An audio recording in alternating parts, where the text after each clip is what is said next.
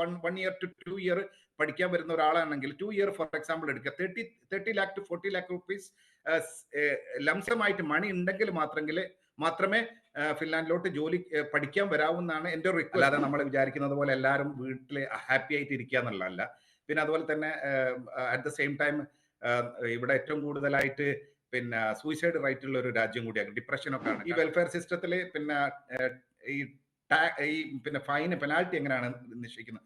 ഇപ്പൊ ഉദാഹരണത്തിന് എൻ്റെ ഒരു ശമ്പളത്തിന്റെ റേഞ്ച് എന്ന് പറയുന്നത് ഒരു ഹൈ ആണെന്ന് കരുതുക. അപ്പൊ ഞാൻ ഡ്രൈവ് ചെയ്യുന്ന പോകുന്ന സമയത്ത് എനിക്കൊരു ഫ്ലാഷ് ലൈറ്റ് കിട്ടി. അങ്ങനെ വന്നു കഴിഞ്ഞാൽ എൻ്റെ ഇൻകത്തിനനുസരിച്ചാണ് എൻ്റെ ഫൈന് തീരുമാനിക്കുന്നത്. മനസ്സിലാകുന്നുണ്ടോ? ഇപ്പൊ ചെറിയ ഇൻകം ഉള്ള ആളുകളെ ഫൈൻ എന്ന് പറയുന്നത് വളരെ ചെറുതായിരിക്കും. അത് കുട്ടികൾ ഇവിടെ വരും, അതായത് അവിടെ അഡ്വർടൈസ്മെന്റ് നടക്കുന്നതെന്ന് പറഞ്ഞാൽ അവിടെ ചെന്ന് കഴിഞ്ഞാൽ നിങ്ങൾക്ക് പെട്ടെന്ന് ജോലി കിട്ടും ഇല്ല. പിന്നെ ലാംഗ്വേജ് ബാരിയർ ഉണ്ട്, കാരണം ഫിൻലാൻഡിന്റെ ഫിനിഷ് ലാംഗ്വേജ് ആണ് ഇവിടുത്തെ റിക്വയർമെന്റ്. അപ്പോൾ പ്രത്യേകമായിട്ട് മീഡിയ ഒക്കെ പ്രൊപ്പഗേറ്റ് ചെയ്യേണ്ടത് എന്ന് പറഞ്ഞാൽ ഇവിടെ വന്നു കഴിഞ്ഞാൽ ജോലി കിട്ടാൻ വളരെ റെയറാണ്. ആ കുട്ടി എന്നോട് വിളിച്ചു പറഞ്ഞു, എനിക്ക് ബസ് കയറിയിട്ട് ഒരു സിറ്റിയിൽ നിന്ന് മറ്റൊരു സിറ്റിയിലേക്ക് പോയിട്ട് ജോലി നോക്കാൻ എൻ്റെ കയ്യിൽ പൈസ ഇല്ല, എനിക്ക് തിന്നാൻ പൈസ ഇല്ല, ഞാൻ ഇതുവരെ ഫീസ് അടിച്ചിട്ടില്ല, നാട്ടിൽ നിന്ന് പൈസ കൊണ്ടുവന്ന് ആ പൈസ ബാങ്കിൽ ഇട്ട് അതിന് ശേഷം മാത്രമേ എനിക്ക് റെന്റ് അടിക്കാൻ പറ്റൂ, അതിന് കഴിയുന്നില്ല. ജീവിതമാർഗം തേടി പോകുന്ന രാജ്യങ്ങൾ ഏതായാലും അവിടെ തൻ്റെതായ ഒരു വ്യക്തിമുദ്ര പതിപ്പിക്കാൻ എന്നും മലയാളിക്കൊരു പ്രത്യേക മിടുക്കുണ്ട്. അതിൻ്റെ ഭാഗമാണ് പല ലോക രാജ്യങ്ങളിലെയും രാഷ്ട്രീയ സംവിധാനത്തിലടക്കമുള്ള മലയാളിയുടെ സാന്നിധ്യം. UK പോലുള്ള വികസിത രാജ്യങ്ങളിൽ ഇപ്പോൾ ഭരണത്തിലുള്ള ലേബർ പാർട്ടിയുടെ തിരഞ്ഞെടുക്കപ്പെട്ട അംഗങ്ങളിൽ പോലും മലയാളിയുടെ സാന്നിധ്യം നമുക്ക് കണ്ടെത്താനാകും. അത്തരത്തിൽ ജീവിതമാർഗം തേടി മറ്റൊരു രാജ്യത്തേക്ക് പോവുകയും പിന്നീട് അവിടുത്തെ ദേശീയ രാഷ്ട്രീയത്തിൽ സജീവ സാന്നിധ്യമായി മാറുകയും ചെയ്ത ഒരു വ്യക്തിത്വമാണ് ഇന്ന് നമ്മോടൊപ്പം ചേരുന്നത്. കഴിഞ്ഞ 16 വർഷക്കാലമായി നോർഡിക് രാജ്യമായ ഫിൻലൻഡിൽ കുടുംബസമേതം കഴിയുന്ന കൊടുവള്ളി സ്വദേശി ഷമീർ കണ്ടത്തിൽ. നിലവിൽ ഫിൻലൻഡിൽ ഭരണത്തിലുള്ള നാഷണൽ കോalition പാർട്ടിയുടെ സജീവ പ്രവർത്തകനാണ് ഷമീർ കണ്ടത്തിൽ. അടുത്ത മാസം വോട്ടെടുപ്പിലേക്ക് നീങ്ങുന്ന 2025 ഫിൻലൻഡ് മുനിസിപ്പൽ തെരഞ്ഞെടുപ്പിൽ നാഷണൽ കോalition പാർട്ടിക്ക് വേണ്ടി മത്സരരംഗത്തും ഷമീറുണ്ട്. ലോകത്തെ ഏറ്റവും സന്തോഷമുള്ള രാജ്യത്തിൻ്റെ സാമൂഹ്യ രാഷ്ട്രീയ വിശേഷങ്ങൾ പങ്കുവയ്ക്കാൻ ഇന്ന് ഷമീർ കണ്ടത്തിൽ നമ്മോടൊപ്പം ചേരുകയാണ്. Shameer, thanks for joining. Thank you very much. ആദ്യമായിട്ട് തന്നെ എനിക്ക് ചോദിക്കാനുള്ളത്, ഈ 2008 കാലഘട്ടത്തിലൊക്കെ ഒരു മലയാളി പുറത്തേക്ക് പോകാൻ ആലോചിക്കുമ്പോൾ മിക്കവാറും ചിന്തിക്കുക ഗൾഫ് രാജ്യങ്ങളെക്കുറിച്ചായിരിക്കും. അല്ലെങ്കിൽ തന്നെ ഇപ്പോൾ യൂറോപ്യൻ രാജ്യങ്ങളാണെങ്കിൽ തന്നെയും UK പോലുള്ള രാജ്യങ്ങളെയായിരിക്കും പ്രധാനമായിട്ട് നമുക്ക് മുന്നിലേക്ക് വരിക. കാരണം നമുക്ക് അതിനാണ് കുറച്ച് എക്സ്പോഷർ കൂടുതലുള്ളത്. പക്ഷേ ഷമീറിൻ്റെ തീരുമാനം മറ്റൊന്നായിരുന്നു. ഷമീർ നേരെ പോയത് ഫിൻലൻഡിലേക്കാണ്. എന്തായിരുന്നു അങ്ങനെ ഒരു തീരുമാനത്തിന് പിന്നിലുണ്ടായൊരു കാരണം? ഓക്കെ, നല്ലൊരു ക്വസ്റ്റ്യൻ ആണ്. 2008 കാലഘട്ടത്തിലൊക്കെ ഒത്തിരി ആളുകൾ ഗൾഫിലേക്കൊക്കെ ആയിരുന്നു നമ്മൾ എൻ്റെയൊക്കെ നാട്ടിൽ നിന്ന് പ്രത്യേകിച്ച് പോകുന്നത്. ഞാൻ കോഴിക്കോട് ജില്ലയിലെ കൊടുവള്ളി എന്നുള്ള പ്രദേശത്തു നിന്നാണ് വരുന്നത്. ഈ ഒരു കാര്യം തന്നെയായിരുന്നു എന്നെ മോട്ടിവേറ്റ് ചെയ്തതും, എഡ്യൂക്കേഷൻ, അതായത് നല്ല ഹയർ എഡ്യൂക്കേഷൻ എടുക്കുക എന്നുള്ളത്. കാരണം ഒത്തിരി ആളുകളും ഞങ്ങളൊക്കെ നാട്ടിൽ നിന്ന് മാക്സിമം ഒരു 10ാം ക്ലാസ് പാസ്സാവുക, എന്നിട്ട് എത്രയും പെട്ടെന്ന് ഗൾഫിലേക്ക് പോവുക എന്നുള്ളതായിരുന്നു. അതേസമയത്ത് ഞാൻ അവിടെ കണ്ടൊരു ബുദ്ധിമുട്ട് എന്ന് പറയുന്നത്, ഫാമിലി, വൈഫും മക്കളും നാട്ടിൽ ജീവിച്ച് ഹസ്ബൻഡ് ഓൾ ദ ടൈം ഗൾഫിലായിരിക്കും ഉണ്ടാവുക. അപ്പോൾ അവരൊരു 1-2 മാസം വെക്കേഷന് വരുന്ന ആ ഒരു ജീവിതം മാത്രമേ ഉണ്ടായിരുന്നുള്ളൂ. അപ്പോൾ ആ ഒരു ജീവിതം അല്ല നമ്മൾക്ക് യഥാർത്ഥത്തിൽ വേണ്ടിയതെന്നുള്ളത് ചെറുപ്പം മുതലേ തിരിച്ചറിഞ്ഞതിന്റെ കാരണത്താലും എൻ്റെ വീടിൻ്റെ അടുത്തുള്ള ഒരാൾ എഞ്ചിനീയർ ആയിട്ട് അവർക്ക് കിട്ടുന്ന റെസ്പെക്ട്, കമ്മ്യൂണിറ്റിയിൽ കിട്ടുന്ന റെസ്പെക്റ്റും എന്നെ മോട്ടിവേറ്റ് ചെയ്തു. ഒരു എഞ്ചിനീയർ ആവണം, എന്നിട്ട് വേണം ജോലി നോക്കാനും. നാട്ടിൽ തന്നെ ജോലി നോക്കണം എന്ന് വിചാരിച്ച ഒരാളാണ്. പിന്നെ നാട്ടിൽ ഇപ്പോൾ ടാറ്റ കൺസൾട്ടൻസിയിലായിരുന്നു എൻ്റെ ജോലി. അങ്ങനെ അവർ എന്നെ നോക്കിയയിലേക്ക് ഒരു പ്രോജക്റ്റിന് വേണ്ടി ഫിൻലാൻഡിലേക്ക് അയച്ചതാണ്. അതുപോലെ 2008 തന്നെ എനിക്ക് ബാങ്ക് ഓഫ് അമേരിക്ക US ജോലി കിട്ടിയിരുന്ന റെസിഷന്റെ കാരണത്താൽ ആ പ്രോജക്റ്റ് ക്യാൻസലായിട്ട് നേരെ ഞാൻ ഫിൻലാൻഡിലോട്ട് വന്നതാണ്. അങ്ങനെയാണ് ഫിൻലാൻഡിലേക്ക് ഞാൻ എത്തിപ്പെട്ടത്. അല്ലാതെ ഞാൻ ഇൻട്രസ്റ്റഡ് ആയിട്ട് വരണം എന്ന് വിചാരിച്ച് ഫിൻലാൻഡിലേക്ക് വന്നതുമല്ല. അന്ന് രാത്രിയാണ് എനിക്ക് ഇന്റർവ്യൂ ക്ലിയർ ചെയ്ത അന്ന് രാത്രിയാണ് ഫിൻലാൻഡ് ലോകത്തിന്റെ മാപ്പിൽ എവിടെയാണ് നോക്കിയതും ആ രാജ്യത്തിന്റെ പ്രത്യേകത എന്താ നോക്കിയതും അവിടുത്തെ കാലാവസ്ഥ എന്താന്ന് നോക്കിയതൊക്കെ അന്ന് രാത്രിയാണ്. ഓക്കെ. എപ്പോഴാണ് ഈ കൊടുവള്ളിക്കാരൻ ഷമീർ അവിടെ ഈ ഫിൻലൻഡിലെ ദേശീയ രാഷ്ട്രീയത്തിലേക്ക് ഇറങ്ങാനും അവിടെ ഒരു സജീവ പാർട്ടി പ്രവർത്തകനാകാനും ഒക്കെ ഒരു തീരുമാനം എടുക്കുന്നത്? എന്തായിരുന്നു അങ്ങനെ ഒരു തീരുമാനത്തിലേക്ക് നയിക്കാനുള്ള ഒരു കാരണം എന്തായിരുന്നു? രാഷ്ട്രീയം ചെറുപ്പം മുതലേ സ്കൂൾ രാഷ്ട്രീയത്തിലൊക്കെ ഞാൻ ആക്റ്റീവായിട്ടുണ്ടായിരുന്നു. അപ്പോൾ അതായിരുന്നു എൻ്റെ രാഷ്ട്രീയത്തിൻ്റെ തുടക്കം. കൊടുവള്ളി ഗവൺമെന്റ് സ്കൂളിലായിരുന്നു പഠിച്ചത്. അതിനുശേഷം കാരന്തൂർ മർക്കസ് ഹൈസ്കൂളിലേക്ക് പോവുകയും പിന്നെ അങ്ങനെ സ്റ്റെപ്പായിട്ട് ഞാൻ master of computer application MCA ഒരു പക്ഷേ കൊടുവള്ളിയിൽ ആദ്യമായിട്ട് MCA പാസ്സായ ആളാണ് ഞാൻ. അങ്ങനെയാണ് ഞാൻ ഫിൻലാൻഡിലേക്ക് എത്തുന്നത്. പിന്നെ ഫിൻലാൻഡിലേക്ക് എത്തിയിട്ട് ഞാൻ പിന്നെ പെട്ടെന്ന് ഈ ഒരു കാര്യത്തിലേക്ക് തുടങ്ങിയതല്ല. ഞാൻ എന്താ ചെയ്തതെന്ന് പറഞ്ഞാൽ ഫസ്റ്റ് ഫിൻലാൻഡ് മലയാളി അസോസിയേഷൻ എന്ന് പറഞ്ഞ ഒരു സംഘടനയ്ക്ക് രൂപം നൽകാൻ ഇനിഷ്യേറ്റ് ചെയ്തു. അതിന് കാരണമുണ്ട്. എനിക്ക് ജോലി പോകുന്ന ഒരു അവസ്ഥ ഉണ്ടായിരുന്നു. ഞങ്ങളെ ഡിപ്പാർട്ട്മെന്റ് മൊത്തം ഏകദേശം ഒരു 500 ആളുകളെ പിരിച്ചുവിടുന്ന ഒരു രംഗമുണ്ടായിരുന്നു. അതായത് നോക്കിയ ഫാൾ ഡൗൺ ചെയ്യുന്ന നിങ്ങൾക്ക് എല്ലാവരും കണ്ടിട്ടുണ്ടല്ലോ. അപ്പൊ ആ സമയത്ത് ജോലി പോയി. അങ്ങനെ അൺഎംപ്ലോയിഡ് ആയിട്ട് വീട്ടിലിരിക്കുന്ന സമയത്ത് കേല എന്ന് പറയുന്ന ഒരു ബെനിഫിറ്റ് ഉണ്ട്. അതുമായിട്ട് വീട്ടിലിരിക്കുന്ന സമയത്ത് അതിനെപ്പറ്റി ഞാൻ കൂടുതലായിട്ട് അടുത്ത ഇതിൽ പറയാം.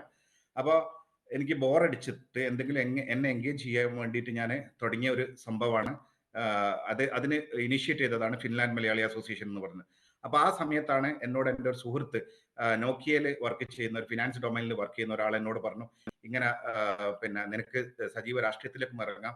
അങ്ങനെ ഇപ്പോഴത്തെ അലക്സാണ്ടർ സ്റ്റെബ് എന്ന് പറയുന്ന ഫിൻലാൻഡിന്റെ പ്രസിഡന്റിന്റെ കയ്യിൽ നിന്നും എന്നെ പാർട്ടിയിലേക്ക് ഞാൻ കയറിയതായിരുന്നു.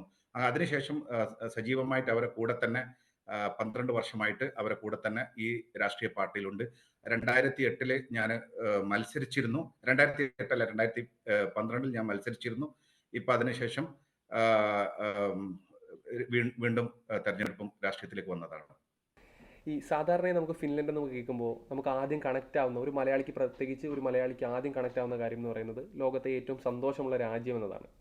അപ്പം എനിക്ക് തോന്നുന്നു കഴിഞ്ഞ 8 വർഷക്കാലമായി തുടർച്ചയായിട്ട് UN വേൾഡ് ഹാപ്പിനെസ് ഇൻഡെക്സിലെ ഒന്നാമതുള്ള രാജ്യമാണ് ഫിൻലൻഡ്. സത്യത്തിൽ അത്രയ്ക്കും ഹാപ്പിയാണ് ഫിൻലൻഡിലെ ആളുകൾ. എന്താണ് ഈ ഫിൻലൻഡുകാരുടെ ഈ പറയുന്ന സന്തോഷത്തിന്റെ രഹസ്യം?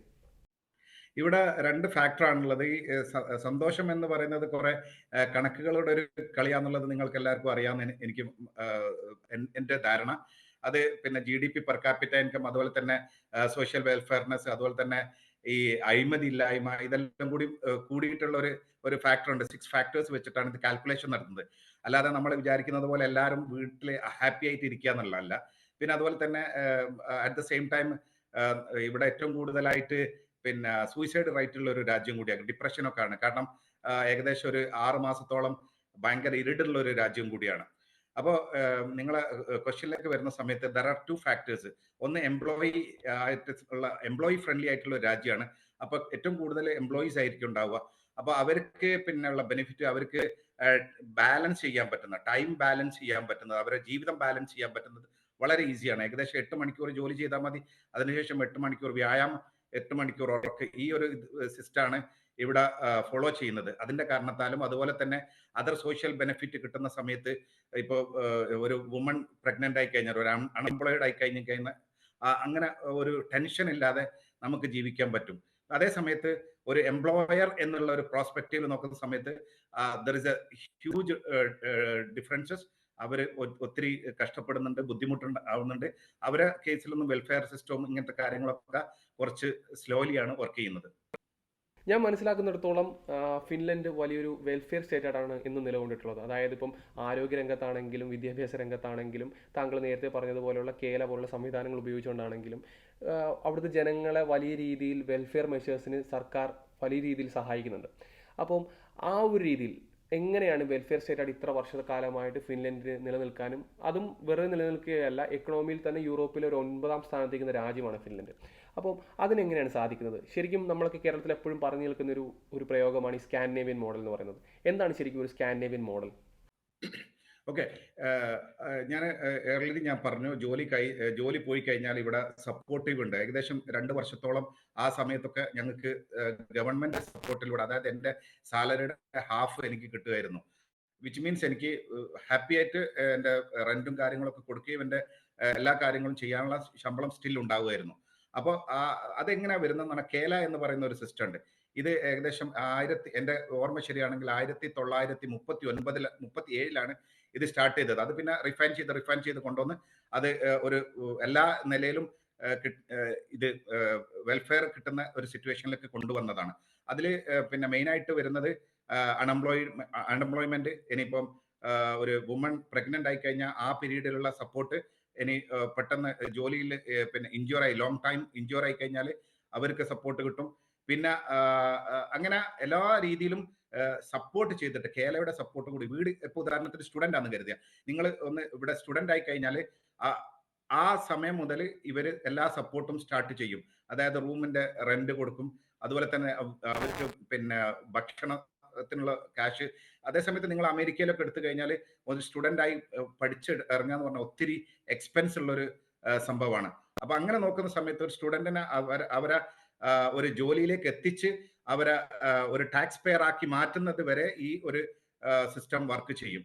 പിന്നെ അതുപോലെ തന്നെ ഒരാൾ ഇപ്പൊ അസൈലത്തിൽ വന്ന ഒരാള്, വേറെ രാജ്യത്തു നിന്ന് വന്ന ആളുകൾ, അവർക്ക് എന്ത് ചെയ്യും എന്ന് പറഞ്ഞു കഴിഞ്ഞാൽ അവരെ ട്രെയിനിങ് ചെയ്യും. അവർക്ക് ഏതാണോ സ്കില്ല്, ആ സ്കില്ല് ഡെവലപ്പ് ചെയ്ത് അവരെ ഒരു ജോലിയിലേക്ക് എത്തിക്കുന്നത് വരെ ഈ കേരള സപ്പോർട്ട് ചെയ്യും. അവിടെ വേറൊരു ക്ലോസ് കൂടി എനിക്ക് പ്രത്യേകമായിട്ട് പറയേണ്ടതുണ്ട്. ഇപ്പം ഇതുവരെ ഇന്ത്യൻ കമ്മ്യൂണിറ്റി ഒക്കെ എന്ന് പറയുന്നത് ഞങ്ങൾ ഈ കേരളയുടെ ബെനിഫിറ്റിലേക്കൊന്നും ഞങ്ങൾ നോക്കിയിട്ടില്ല. കഴിയുന്ന സമയത്തും ഞങ്ങൾ ജോലി ചെയ്ത് ഏൺ ചെയ്യുന്ന ഒരു സിറ്റുവേഷൻ ആയിരുന്നു. അതേസമയത്ത് ഇപ്പോൾ ഒരു ചെറിയൊരു കമ്മ്യൂണിറ്റി ഇന്ത്യയിൽ നിന്ന് വന്നു തുടങ്ങിയിരിക്കുന്നു. അവർക്ക് അതിന്റെ ലൂഫോൾസ് മനസ്സിലാക്കിയിട്ട് ഒരാൾ ജോലി ചെയ്യും, അതേസമയത്ത് ഒരാൾ വീട്ടിലിരുന്നിട്ട് ഈ കേരളയുടെ ബെനിഫിറ്റ് വാങ്ങുകയും ചെയ്യുന്ന ഒരു സിറ്റുവേഷൻ ഉണ്ട്. അത് വളരെ ഇപ്പം വളരെ സീരിയസ് ആയിട്ട് ഡിസ്കഷൻ നടന്നുകൊണ്ടിരിക്കുന്നു. കേരളയുടെ ബെനിഫിറ്റ് എങ്ങനെയൊക്കെ ഇനി മാനേജ് ചെയ്യണം എന്നുള്ളതിനെ പറ്റിയുള്ള ചർച്ചകൾ നടന്നുകൊണ്ടിരിക്കുകയാണ്. അപ്പൊ ഇങ്ങനെ മിസ്യൂസ് ചെയ്യപ്പെട്ട് കഴിഞ്ഞാൽ ഈ സിസ്റ്റം കൊളാപ്സ് ആവും. അങ്ങനെ വന്നു കഴിഞ്ഞാൽ നമുക്ക് പിന്നെ ഒരു സപ്പോർട്ട് കിട്ടാത്തൊരു രീതിയിലേക്ക് വരികയും ചെയ്യും. അപ്പോൾ ഇത് നല്ലൊരു സിസ്റ്റമാണ്. അത് നമ്മളുടെ ജീവിതം വളരെ നല്ല രീതിയിൽ നല്ല ഹാപ്പി ആയിട്ട് ജീവിക്കാൻ പറ്റുന്ന ഒരു സിസ്റ്റമാണ്. ഐ ഹോപ്പ് ഇതുപോലുള്ള കാര്യങ്ങൾ ചെയ്തിട്ട് ഇത് ബ്രേക്ക് ചെയ്യുമെന്ന്, ഐ മീൻ അങ്ങനെ ഉണ്ടാവില്ലേ എന്നുള്ള പ്രാർത്ഥനയിലാണ്. ഈ പറയുന്ന കേരള സംവിധാനം ഫിൻലൻഡിൽ എത്തുന്ന ഏതൊരാൾക്കും അവൈലബിൾ ആണോ? എ സ്റ്റാറ്റസ് വിസയിൽ വരുന്ന ഒരു എല്ലാവർക്കും. ഇപ്പൊ ഞാൻ വേറൊരു ഓപ്പൺലി ഞാനൊരു കാര്യം പറയാൻ, കഴിഞ്ഞ 3 ദിവസം മുൻപ് എനിക്കൊരു കോള് വന്നിരുന്നു. അപ്പോൾ ആ പെങ്കൊച്ച് പിന്നെ നേഴ്സായിട്ട് ഇവിടെ ജോലിക്ക് വന്നതാണ്. അപ്പോൾ അവര് എന്നെ വിളിച്ചിട്ട് ചോദിച്ചത് അവർക്ക് നേഴ്സ് പഠിക്കാൻ വന്നതാണ്. അതേസമയത്ത് അവർക്ക് ഇൻകം ഉണ്ടോ? ഇല്ല. അപ്പൊ അവരുടെ ഹസ്ബൻഡ് അവിടെ ജോലിയിലാണുള്ളത്. അപ്പൊ ആ ജോലി ഒഴിവാക്കിയിട്ട് ഫിൻലാൻഡിൽ വരികയാണ്. അപ്പൊ അവര് വന്നു കഴിഞ്ഞാൽ കേല കിട്ടുമോ എന്നുള്ള ചോദ്യമാണ് എന്നോട് ചോദിച്ചിരിക്കുന്നത്. അപ്പൊ നിങ്ങൾ നോക്കൂ അതിന്റെ ഒരു ബുദ്ധിമുട്ട്. അത് ഒരു നോർത്ത് ഇന്ത്യൻ സ്റ്റേറ്റ് എന്നുള്ള ഒരു കാൻഡിഡേറ്റ് ആണ് എന്നോട് ഈ ക്വസ്റ്റ്യൻ ചോദിച്ചിരുന്നത്. എംപ്ലോയി ഫ്രണ്ട്ലി ആണെന്ന് നേരത്തെ പറഞ്ഞിരുന്നല്ലോ. അപ്പൊ എംപ്ലോയി ഫ്രണ്ട്ലി ആണെന്ന് പറയുമ്പോഴത്തേക്ക് ഏതൊക്കെ തരത്തിലാണ് ഈ ഫിൻലൻഡിൽ ഈ സർക്കാർ എംപ്ലോയി ഫ്രണ്ട്ലി ആവുന്നു എന്നുള്ളൊരു പെർസ്പെക്റ്റീവിലേക്ക് എത്തുന്നത് എന്ത് കാരണം കൊണ്ടാണ്? അതായത് ട്രേഡ് യൂണിയൻ ആണ് ഭയങ്കര സേ ഉണ്ട് ഓരോ ടേംസിലും. അതായത് ഒരു ജോലി കൊടുക്കുന്ന സമയത്ത് ട്രേഡ് യൂണിയന്റെ ഒരു കളക്റ്റീവ് എഗ്രിമെന്റ് പറയുന്ന ഒരു സംഭവമുണ്ട്. അത് വെച്ചിട്ടാണ് ഓരോ എംപ്ലോയിയും എംപ്ലോയർ അടുത്തേക്ക് ജോലിക്ക് വരുന്നത്. അപ്പൊ നമ്മൾ അവിടെ ഇതൊരു ക്ലോസ് കളക്റ്റീവ് എഗ്രിമെന്റ് യെസ് എന്ന് പറയും. ആ കളക്റ്റീവ് എഗ്രിമെന്റ് വരുന്നതോടുകൂടി എംപ്ലോയീസിന് ഇത്ര മണിക്കൂർ, ഉദാഹരണത്തിന് ഇപ്പോൾ ഒരാൾ നോർമൽ അവേഴ്സിൽ വർക്ക് ചെയ്യാണ്, രാവിലെ 8 മുതൽ 3 മണി വരെ വർക്ക് ചെയ്യുകയാണെങ്കിൽ ആ ഒരു സെഗ്മെന്റിൽ മാത്രമേ അവർക്ക് വർക്ക് ചെയ്യാൻ പറ്റൂ. ഇനി അതിനുശേഷം വർക്ക് ചെയ്യുകയാണെങ്കിൽ അവരെ സാലറി ഇൻക്രീസ് ചെയ്യും. 6 മണി മുതൽ പിന്നെ രാത്രി ഒരു 10 o'clock വരെ ഒരു പൈസയാണുള്ളത്. അത് കഴിഞ്ഞ് 10 o'clock കഴിഞ്ഞ് കഴിഞ്ഞാൽ പിന്നെ ഡബിൾ സാലറി വരുന്ന ഒരു സിറ്റുവേഷൻ ഉണ്ട്.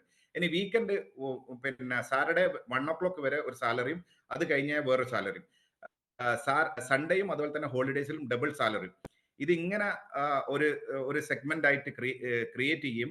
അത് ആ എംപ്ലോയീസിന് അത് ബെനിഫിറ്റ് ചെയ്യുന്ന ഒരു സിറ്റുവേഷനും ഫിൻലാൻഡിലുണ്ട്. അതിന്റെ കാരണത്താലാണ് എംപ്ലോയിക്ക് എല്ലാ തരത്തിലും ഭയങ്കര സപ്പോർട്ടീവ് ആയിരിക്കും. അതേസമയത്ത് എംപ്ലോയർ, ഇപ്പോൾ ഉദാഹരണത്തിന് ചെറിയൊരു എംപ്ലോയർ ആണെന്ന് കരുതുക, അവർ ഓൾ ദ ടൈം അവർ രാവിലെ മുതൽ രാത്രി വരെ വർക്ക് ചെയ്യേണ്ടി വരും.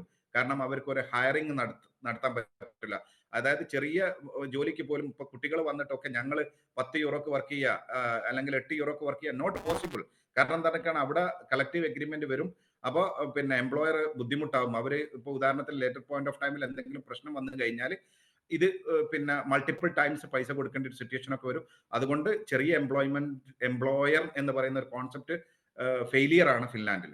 നിലവിലിപ്പോൾ മുനിസിപ്പൽ തെരഞ്ഞെടുപ്പിൽ മത്സരിക്കുകയാണല്ലോ. അപ്പം ഈ ഒരു ഇന്ത്യൻ പെർസ്പെക്റ്റീവിൽ നോക്കുമ്പോൾ ഇന്ത്യൻ ഇലക്ഷനിൽ നിന്ന് എന്തൊക്കെയാണ് ഫിൻലൻഡിൽ ഒരു വ്യത്യസ്തമായിട്ട് തോന്നുന്ന കാര്യങ്ങൾ എന്തൊക്കെയാണ്? എങ്ങനെയാണ് ഈ ഇന്ത്യൻ ഇലക്ഷനും ഫിൻലൻഡ് ഇലക്ഷനും ഡിഫറൻഷിയേറ്റ് ചെയ്യാൻ പറ്റുന്നത്?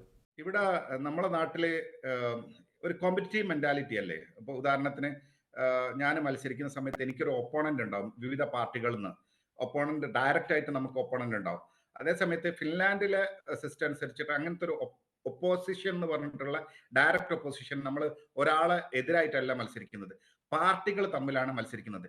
ഈ സിസ്റ്റത്തിന് ഒരു പേരുണ്ട്, പ്രൊപ്പോർഷണൽ റെപ്രസെന്റേഷൻ സിസ്റ്റം എന്നാ പറയുന്നത്. അതായത് പാർട്ടിക്കാണ് ശരിക്കും എനിക്കാണ് വോട്ട് ചെയ്യുന്നതെങ്കിലും പാർട്ടിക്കാണ് അവർ ടോട്ടൽ വോട്ട് ചെയ്യുന്നത്. അപ്പൊ ടോട്ടൽ വോട്ട് നോക്കിയിട്ട് അതിന്റെ പ്രൊപ്പോർഷൻ അനുസരിച്ചാണ് ഓരോ കാൻഡിഡേറ്റിന്റെയും മത്സരത്തിൽ അവര് ഏൺ ചെയ്തിരിക്കുന്ന അല്ലെ അവർക്ക് കിട്ടിയിരിക്കുന്ന ആ ഒരു വോട്ടിന്റെ ഇതനുസരിച്ചിട്ടാണ് അവർ ജയിക്കുന്നതും പരാജയപ്പെടുന്നതും തീരുമാനിക്കുന്നത്. ഫോർ എക്സാമ്പിൾ എന്റെ പാർട്ടി ഞാൻ ജയിക്കണമെന്നുണ്ടെങ്കിൽ എനിക്ക് കൂടുതൽ 450 വോട്ടുകൾ എനിക്ക് കിട്ടിയ കഴിഞ്ഞാൽ മാത്രമേ എനിക്ക് ജയിക്കാൻ പറ്റൂ. അതേസമയത്ത് വേറൊരു പാർട്ടി ഉണ്ട്, ആ പാർട്ടിയുടെ കാൻഡിഡേറ്റിന് ജയിക്കണമെന്നുണ്ടെങ്കിൽ ഏകദേശം 300 വോട്ട് കിട്ടിയാൽ മതി. എഗെയിൻ നിങ്ങൾ വിചാരിക്കും 300 400 ഒക്കെ വോട്ട് കിട്ടിയാൽ ജയിക്കല്ലോ എന്ന്. അത് ഭയങ്കര പാടാണ്. കാരണം ആളുകൾ പോയി വോട്ട് ചെയ്യാൻ വളരെ എന്താ പറയാ ഇഷ്ടമല്ലാത്തൊരു സ്ഥലം കൂടിയാണ്. ഏകദേശം 50% പോളിംഗ്. അപ്പൊ അങ്ങനെ ഒരു വിഷയമുണ്ട്. അതേസമയത്ത് എഗെയിൻ ഇന്ത്യൻ കമ്മ്യൂണിറ്റിക്ക് അവർ അറിഞ്ഞു വരുന്നേ ഉള്ളൂ വോട്ടിംഗ് റൈറ്റ്സ് ഉണ്ട് എന്നുള്ളതൊക്കെ. അതൊക്കെയാണ് നമ്മളിപ്പോ ചെയ്തുകൊണ്ടിരിക്കുന്നത്. അവരെ ഒന്ന് വോട്ട് ചെയ്യിപ്പിക്കുക എന്നുള്ളതാണ് ഏറ്റവും വലിയ ലക്ഷ്യം. അത് കഴിഞ്ഞിട്ടാണ് ലോങ് ടേമിൽ വേറെ പ്രോസ്പെക്റ്റീവ് ഒക്കെ നമ്മൾ ചെയ്യേണ്ടതുള്ളൂ. ഈ വോട്ടിംഗ് അവകാശത്തിനുള്ള മാനദണ്ഡങ്ങൾ എന്തൊക്കെയാണ്? അതിന്റെ മാനദണ്ഡം എന്ന് പറയുന്നത് എ സ്റ്റാറ്റസ് 2 ഇയേഴ്സ് 51 ഡേയ്സ് കഴിഞ്ഞ് കഴിഞ്ഞാൽ എ സ്റ്റാറ്റസ് വിസ കേട്ടോ. ബി ഉണ്ട്, എ ഉണ്ട്. എ സ്റ്റാറ്റസ് വിസയിലാണ് വന്നു കഴിഞ്ഞാൽ അവർക്ക് അവർ എലിജിബിൾ ആണ്. ആ പെർട്ടിക്കുലർ കൗപ്പുങ്കി, അതായത് കൗപ്പുങ്കി എന്ന് പറഞ്ഞാൽ നമ്മുടെ നാട്ടിലെ എന്താ പറയാ സിറ്റി എന്ന് പറയും. അപ്പോൾ ആ ഒരു മുനിസിപ്പാലിറ്റി, ഫോർ എക്സാമ്പിൾ ഞാൻ എസ്പോ എന്ന് പറയുന്ന മുനിസിപ്പാലിറ്റിയിൽ ഞാൻ ജീവിക്കുന്നത്. ഈ എസ്പോ എന്ന് പറയുന്നത് യൂറോപ്പിന്റെ ഒരു സിലിക്കൺ വാലിയാണ്. നോക്കിയ തൊട്ടടുത്താണ് എന്റെ വീടിന്റെ തൊട്ടടുത്താണ് നോക്കിയ ഉള്ളത്. അപ്പൊ ഞങ്ങളൊക്കെ ഈ ഒരു ഏരിയയിലാണ് കൂടുതലും ടെക്കികളായിട്ടുള്ള ഇന്ത്യക്കാർ ജീവിക്കുന്നത്. ഇപ്പോൾ നേരത്തെ പറഞ്ഞ ഈ എ ക്ലാസ് അല്ലെങ്കിൽ ബി ക്ലാസ് എന്ന് പറയുന്ന ഒരു സംവിധാനം ഉണ്ടല്ലോ. ഈ പറയുന്ന എ ക്ലാസ് വിസ അല്ലെങ്കിൽ ബി ക്ലാസ് വിസയിലേക്ക് എങ്ങനെയാണ് മാറുന്നത്? ഉദാഹരണത്തിന് ഇപ്പൊ ഞാൻ ഫിൻലാൻഡിലേക്ക് വന്നത് ബി സ്റ്റാറ്റസ് വിസയിലായിരുന്നു. അതായത് ജസ്റ്റ് ഒന്ന് വന്ന് വിസിറ്റ് ചെയ്ത് ബിസിനസ് ഒന്ന് പഠിച്ചിട്ട് എനിക്ക് തിരിച്ചു പോയിട്ട് നാട്ടില് ആ ബിസിനസ് മോഡൽ ഇംപ്ലിമെന്റ് ചെയ്യാന്നുള്ളതായിരുന്നു എന്റെ റിക്വയർമെന്റ്. അങ്ങനെ ഇവിടെ വന്ന് ഈ വർക്കൊക്കെ തീരുമാനിച്ച് വർക്കൊക്കെ കണ്ടതിന് ശേഷം എന്റെ ബോസ് എന്നോട് പറഞ്ഞു, Shameer, if you can continue here and then you can continue the project, that would be great എന്ന് പറഞ്ഞു. അങ്ങനെ എനിക്ക് കോൺട്രാക്ട്, ലോങ് ടേം കോൺട്രാക്ട് തരാണ്. ആ ലോങ് ടേം കോൺട്രാക്ട് വരുന്ന സമയത്ത് ബി സ്റ്റാറ്റസിൽ നിന്നും എ സ്റ്റാറ്റസിലോട്ട് മാറും. അതായത് ഞാൻ പെർമനന്റ്ലി ലിവ് ചെയ്യാൻ പോകുന്ന ഒരാളായി മാറും. അപ്പൊ അതോടുകൂടി എന്തായി, ഈ പിന്നെ സോഷ്യൽ ബെനിഫിറ്റും കാര്യങ്ങളൊക്കെ സ്റ്റാർട്ട് ചെയ്യാൻ തുടങ്ങും. എന്റെ കുട്ടികൾക്കുള്ള റേറ്റ്, കൺസ്ട്രക്ഷൻ റേറ്റും അതുപോലെ തന്നെ സ്കൂളൊക്കെ ഫീസൊക്കെ ക്യാൻസൽ ആവുന്ന ഒരു സിറ്റുവേഷൻ ഒക്കെ വരും. ഫസ്റ്റ് വന്ന സമയത്ത് അവർക്ക് പ്രൈവറ്റ് സ്കൂളായിരുന്നു. അപ്പൊ അത് ഓട്ടോമാറ്റിക്കലി ഗവൺമെന്റ് സ്കൂളിലേക്ക് മാറുന്ന ഒരു സിസ്റ്റം ഒക്കെ വരും. അപ്പൊ ഇതാണ് എ സ്റ്റാറ്റസും ബി സ്റ്റാറ്റസും തമ്മിലുള്ള വ്യത്യാസം. പിന്നെ ഈ എ സ്റ്റാറ്റസുള്ള ആളുകളാണ് പെർമനന്റ് റെസിഡൻസിലേക്ക് പോകുന്നത്. ഫോർ എക്സാമ്പിൾ എനിക്ക് 4-5 വർഷം കഴിഞ്ഞതോടുകൂടി ഞാൻ പെർമനന്റ് സ്റ്റാറ്റസ് ആയി. പിന്നെ ഈ 5 വർഷം അല്ലെങ്കിൽ 6 വർഷം, ഇപ്പൊ ഇത് 8 വർഷമാക്കിയിരുന്നു. പുതിയ പാർട്ടി വന്നതിന് ശേഷം, അതായത് പുതിയ ഗവൺമെന്റ് വന്നതിന് ശേഷം റൈറ്റ് വിങ്, എക്സ്ട്രീം റൈറ്റ് വിങ്ങിന്റെ ഒരു സപ്പോർട്ടോട് കൂടി അവര് അത് 8 ഇയേഴ്സിലേക്ക് ആക്കിയിട്ടുണ്ട്. അപ്പോൾ 8 ഇയർ കംപ്ലീറ്റ് ചെയ്താൽ മാത്രമേ ഇപ്പൊ finish citizenship along with the finish language കിട്ടുകയുള്ളൂ. ഇതാണ് ഈ ഒരു സിസ്റ്റം.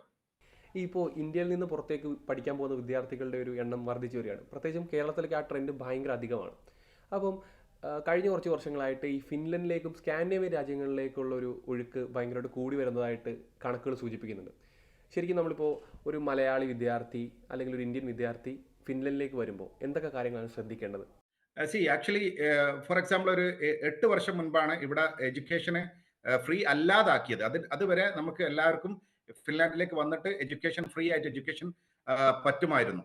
അപ്പൊ ഇപ്പൊ ഒരു വർഷം ഒരു ഫീസ് എന്ന് പറയുന്നത് ഏകദേശം ആവറേജ് 12,000 യൂറോ ആണ്. ഏകദേശം ഒരു 11 lakh rupees ആണ് ഫീസ് മാത്രം വരുന്നത്.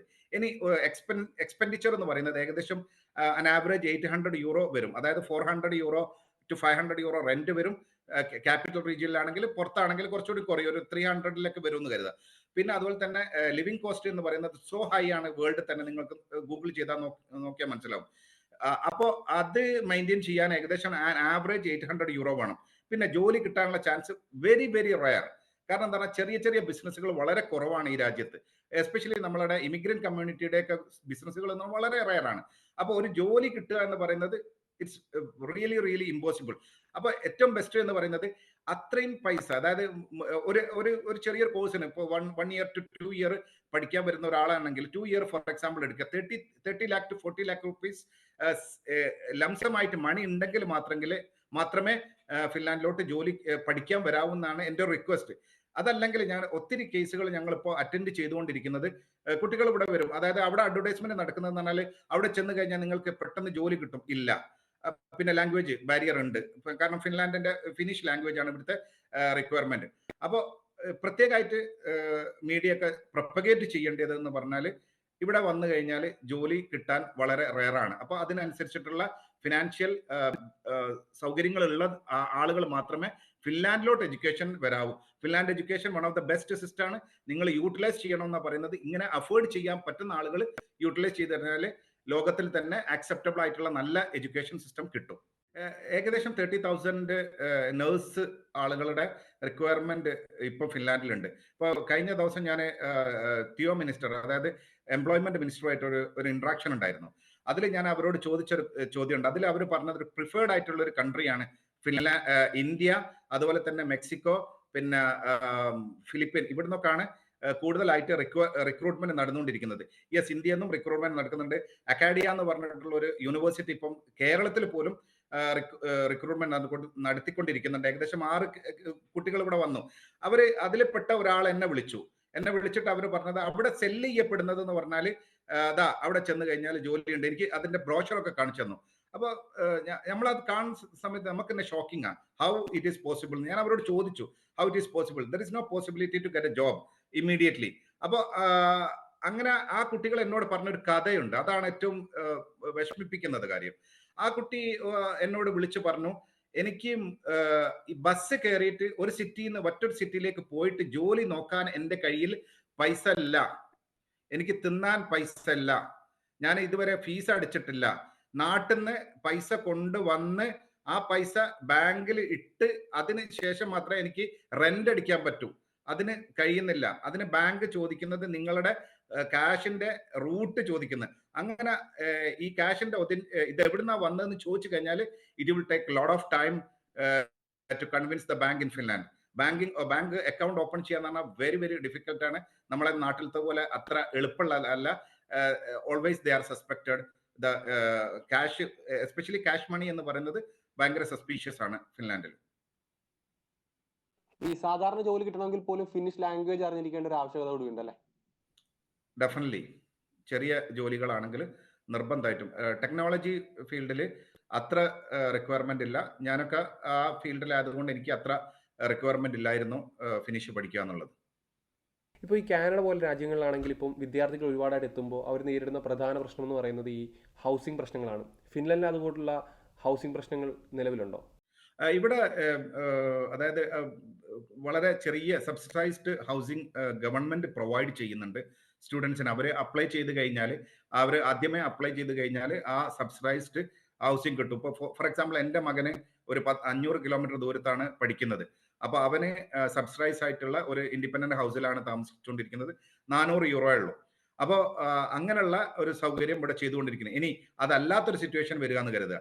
അങ്ങനെ വരുന്ന സമയത്ത് നല്ല റേറ്റ് ആണ്. അതായത് ഒരു ചെറിയൊരു സ്റ്റുഡിയോ അപ്പാർട്ട്മെന്റ് ക്യാപിറ്റൽ റീജിയനിൽ എന്ന് പറയുന്നത് ഒരു 700 to 800 യൂറോ ഇല്ലാതെ കിട്ടില്ല. പിന്നെ ഇപ്പം അറിയുന്നതെന്ന് പറഞ്ഞാൽ ഒത്തിരി കുട്ടികൾ ഒരു ചെറിയ അപ്പാർട്ട്മെന്റ് എടുത്തിട്ട് ഷെയറിംഗ് മോഡിലേക്ക് വരുന്നുണ്ട്. അപ്പൊ സെക്യൂരിറ്റി പ്രോബ്ലം ആണ്. കാരണം എന്താ പറഞ്ഞാൽ തീപിടുത്തം കാര്യങ്ങളൊക്കെ വന്നു കഴിഞ്ഞാൽ ഒരു വലിയ പ്രശ്നമാവും. പിന്നെ അവർക്ക് എന്തെങ്കിലും സഹായങ്ങളോ ഗവൺമെന്റിന് ഇൻഷുറൻസും കാര്യങ്ങളോ കിട്ടുന്നതിന് ബുദ്ധിമുട്ടാവുകയും ചെയ്യും. അപ്പോൾ അങ്ങനത്തെ ഒരു പ്രശ്നങ്ങൾ ഇപ്പം ഞങ്ങൾ സോഷ്യലി ഞങ്ങൾ ഫേസ് ചെയ്തുകൊണ്ടിരിക്കുന്നത്.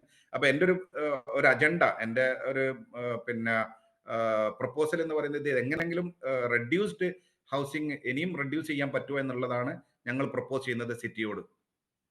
ഈ കഴിഞ്ഞ 16 വർഷക്കാലമായിട്ട് ഫിൻലൻഡിൽ കഴിയുകയാണല്ലോ. അപ്പം ഈ കേരളത്തെ ഒക്കെ അപേക്ഷിച്ച് നോക്കുമ്പോഴത്തേക്ക് വളരെ ഈ ഭൂപ്രകൃതിയിലൊക്കെ വളരെ വലിയ മാറ്റങ്ങൾ ഉള്ളൊരു രാജ്യമാണ് ഫിൻലൻഡ്. അപ്പം ആ ഒരു രീതിയിൽ നമ്മൾ നോക്കുമ്പോഴത്തേക്ക് ഫിൻലൻഡിൽ എന്തൊക്കെയാണ് ഈ ഭയങ്കര കൗതുകമായിട്ട് തോന്നിയിട്ടുള്ള കാര്യങ്ങൾ എന്തൊക്കെയാണ്? ഓക്കെ, അതില് കുറെ ഫാക്ടേഴ്സ് ഉണ്ട്. ചില കാര്യങ്ങൾ ഞാൻ പറയേണ്ടെന്ന് ഞാൻ ഫിൽട്ടർ ഔട്ട് ചെയ്യാണ്. ചില കാര്യങ്ങൾ എന്ന് പറയുന്നത്, ഇപ്പോൾ ഉദാഹരണത്തിന് നിങ്ങൾ എന്നോട് ചോദിച്ചു ഈ വെൽഫെയർ സിസ്റ്റത്തിൽ പിന്നെ ഈ ഈ പിന്നെ ഫൈന് പെനാൽറ്റി എങ്ങനെയാണ് നിശ്ചയിക്കുന്നത്. ഇപ്പൊ ഉദാഹരണത്തിന് എൻ്റെ ഒരു ശമ്പളത്തിന്റെ റേഞ്ച് എന്ന് പറയുന്നത് ഒരു ഹൈ ആണെന്ന് കരുതുക. അപ്പൊ ഞാൻ ഡ്രൈവ് ചെയ്യുന്ന പോകുന്ന സമയത്ത് എനിക്കൊരു ഫ്ലാഷ് ലൈറ്റ് കിട്ടി. അങ്ങനെ വന്നു കഴിഞ്ഞാൽ എൻ്റെ ഇൻകത്തിനനുസരിച്ചാണ് എൻ്റെ ഫൈന് തീരുമാനിക്കുന്നത്. മനസ്സിലാകുന്നുണ്ടോ? ഇപ്പൊ ചെറിയ ഇൻകം ഉള്ള ആളുകളെ ഫൈൻ എന്ന് പറയുന്നത് വളരെ ചെറുതായിരിക്കും. അത് ഒരു ഒരു ഒരു one of the key things.